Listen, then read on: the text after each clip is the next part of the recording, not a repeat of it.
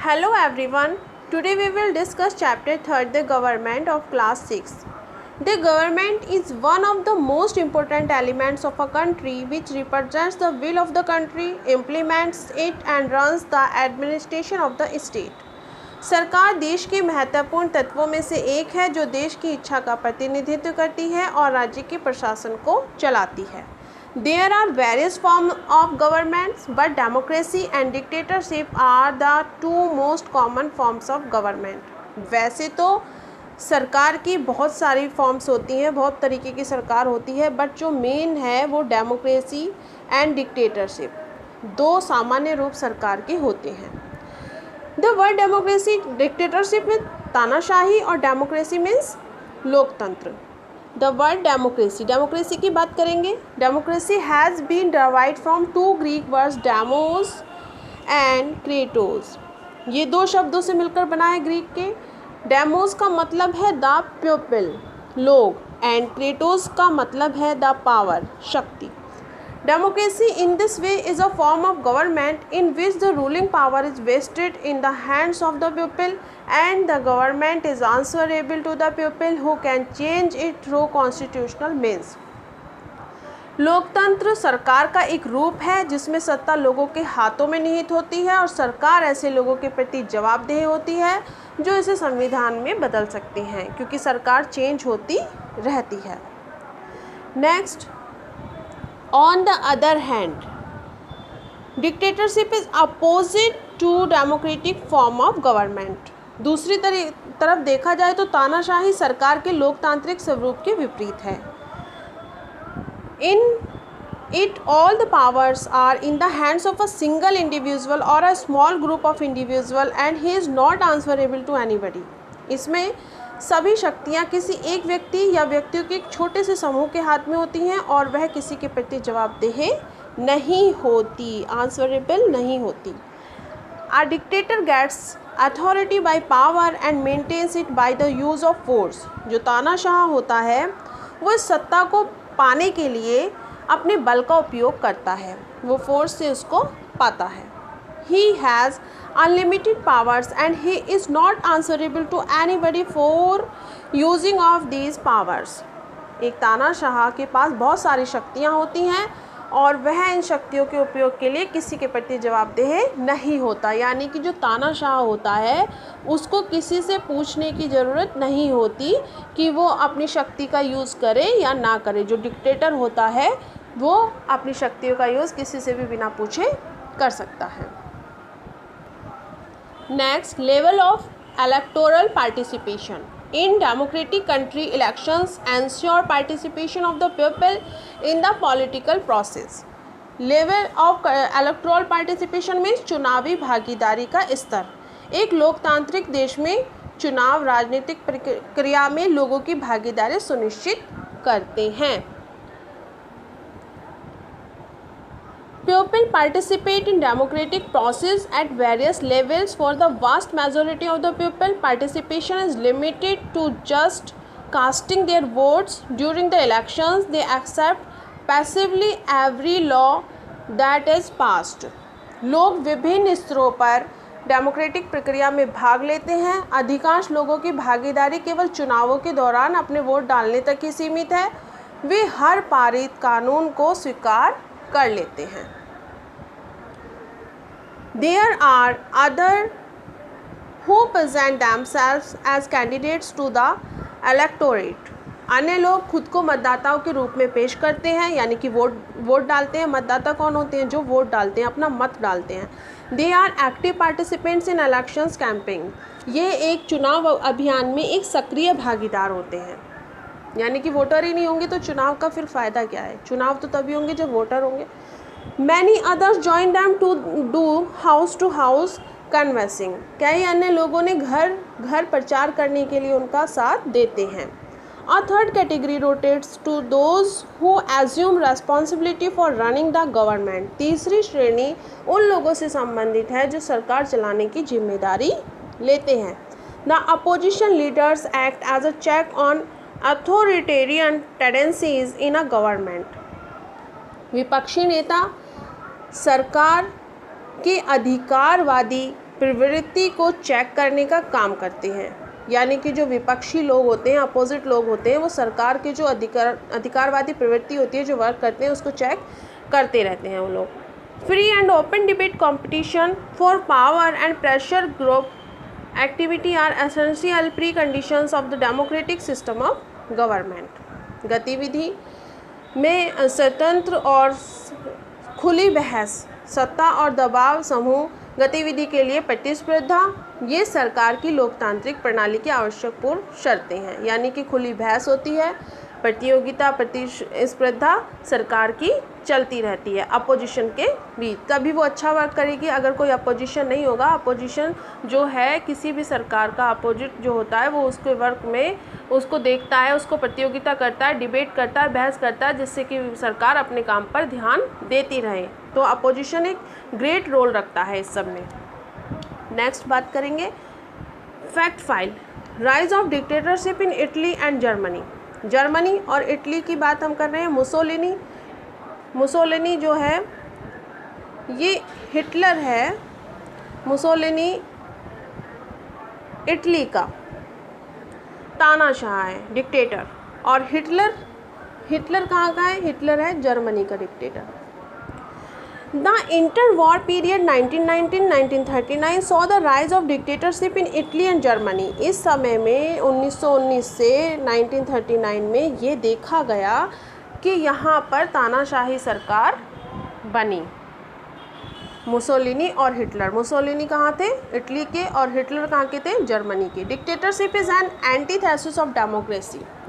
तानाशाही लोकतंत्र का एक विरोधी रूप है। तानाशाही क्या है? डिक्टेटरशिप क्या है? यानी कि जो अपनी चलाता है। और डेमोक्रेसी क्या है? जो पब्लिक के द्वारा बनाई जाती सरकार है। It gives no rights to people, tolerates neither opposition nor criticism.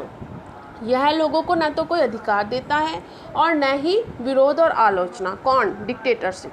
यानी कि जो तानाशाही सरकार होती है वो ना तो लोगों को, पब्लिक को कोई अधिकार देती है, ना ही वो विरोध कर सकते हैं, ना ही वो सरकार की आलोचना कर सकते हैं।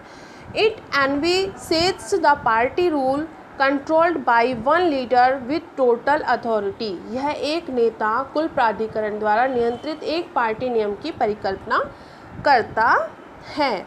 The individual, his freedom, his very thinking are controlled by the state. The motto of the dictator is everything within the state and nothing outside or beyond the state.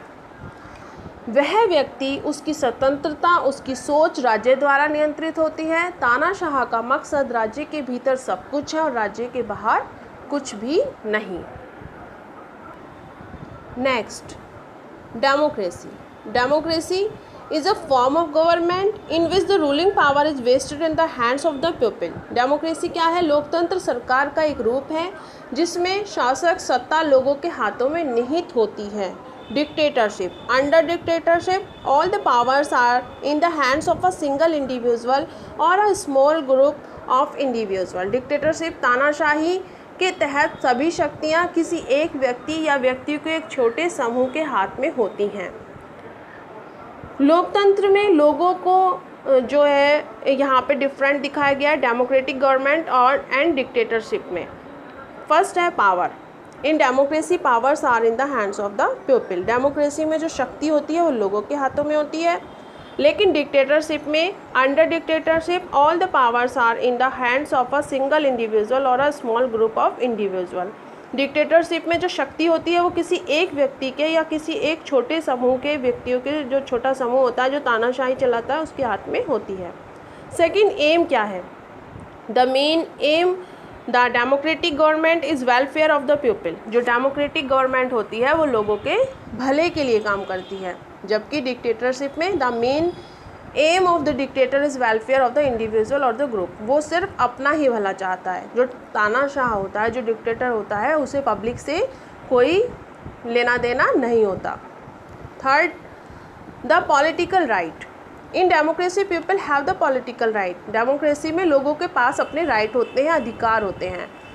But अगर डिक्टेटरशिप की बात करें, under dictatorship no political rights are given to the people. यहाँ पर कोई भी अधिकार लोगों को नहीं दिया जाता। Opposition, In democracy, people have the right to oppose unlawful decisions of the government. लोकतंत्र में लोगों को सरकार के गैर कानूनी फैसलों का विरोध करने का अधिकार है. But in dictatorship, opposition of any type is not tolerated. यहाँ पर वो कोई भी जो है विरोध नहीं कर सकते, क्योंकि उनके लिए ये जो है सहनशीलता बर्दाश्त नहीं की जाएगी.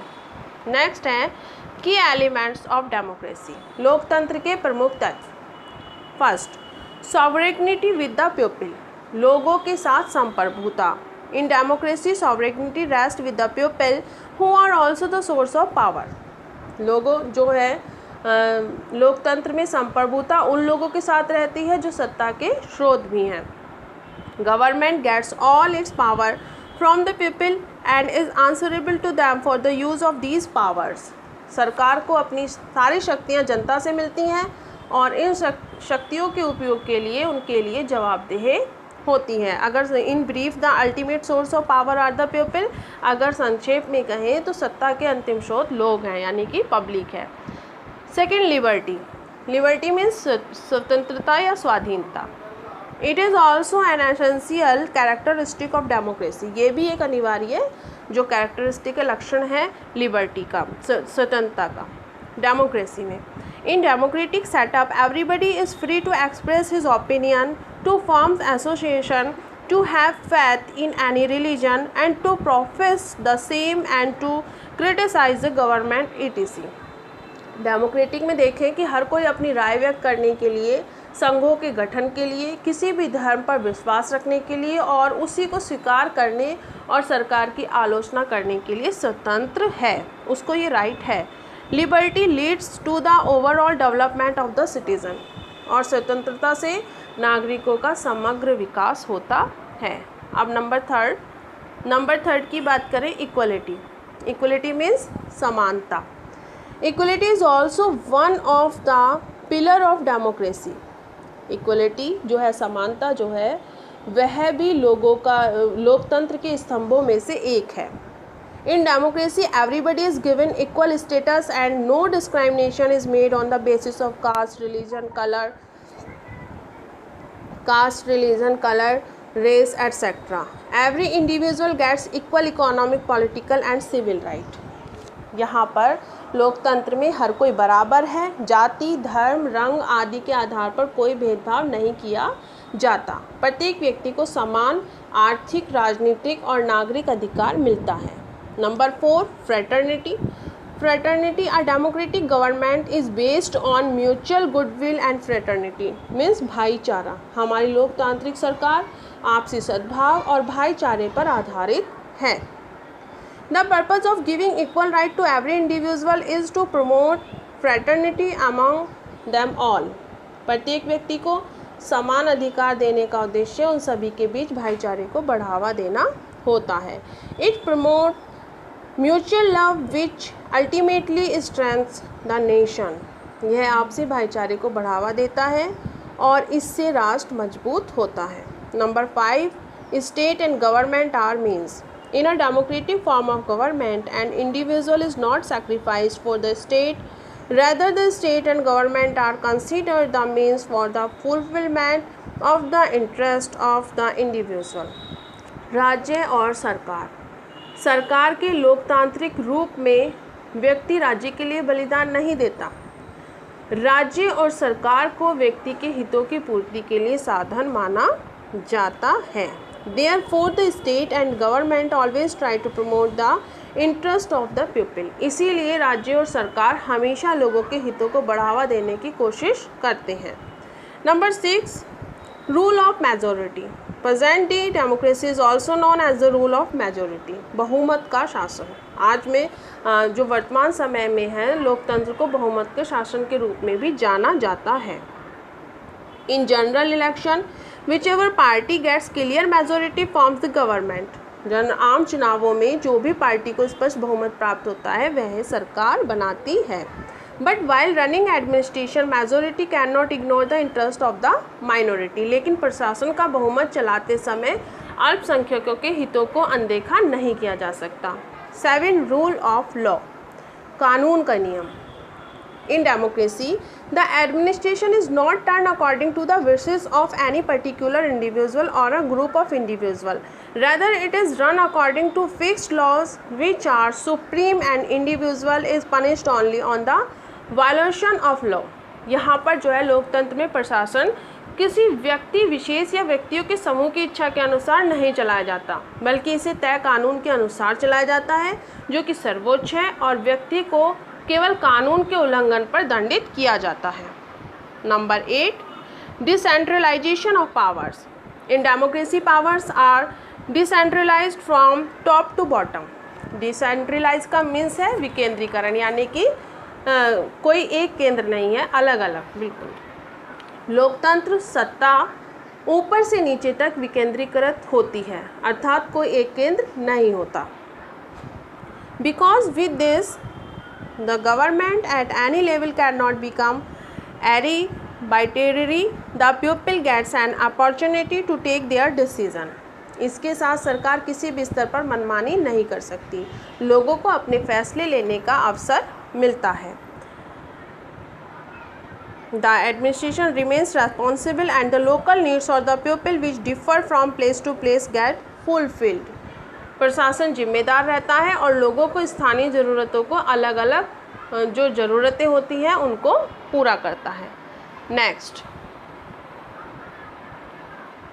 Need for a government. ज़रूरत क्या है, सरकार की ज़रूरत क्या है? A government duty usually includes passing laws and making sure that they are obeyed, defending the country, looking after essential services such as health and maintaining relation with other countries. एक सरकारी ड्यूटी में आमतौर पर कानून पारित करना और यह सुनिश्चित करना शामिल है कि वे आवश्यक सेवाओं जैसे स्वास्थ्य और दूसरे देशों के साथ अच्छे संबंध बनाए रखना होता है। These the work of the government can be categorized into 3 segments. इसको हम किस तरीके से सरकार के कार्यों को 3 भागों में बांटा जा सकता है। There are also known as the organs of the government. इनको हम जो है सरकार के अंग के भी कहते हैं, कि सरकार के अंगों के रूप में भी जाना जा सकता है। फर्स्ट है द लेजिस्लेचर, यानी कि विधायिका। The legislature passes laws. विधायिका क्या करती है, कानून पारित करती है। The executive laws are put into effect by the executive.